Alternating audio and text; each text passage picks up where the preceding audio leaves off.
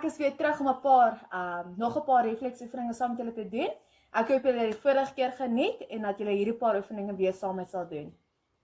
Juffrou Sherlyn wys vir julle om die driehoek oefening te doen. Jy staan met jou bene wyd uitmekaar uit, hande bo jou kop, dan gaan jy met die teenoorgestelde hand na die teenoorgestelde been toe.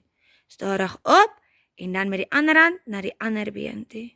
En jy kan dit 'n paar keer herhaal om lekker dit te oefen.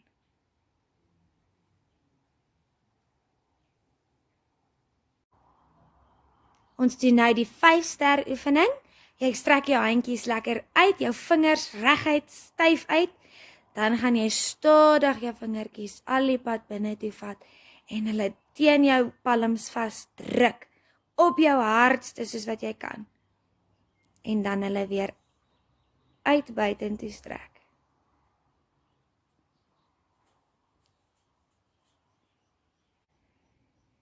Nou doen ons die kuitjie oefening. Jy begin met jou ruggie reguit, jou bene, jy staan soos 'n kuitjie met jou hande 4 voet. Dan gaan jy jou ruggie 'n bakruggie maak, soos 'n vriendelike kat, en dan gaan jy 'n bolruggie maak, soos 'n kwaai kat. Ook lekker stadig af onder toe, 'n bakruggie, en dan weer op in 'n bolruggie. En terug na 'n reguit ruggie. Dis hy maatjies, ek hoop julle het dit geniet en ek hoop julle gaan dit probeer.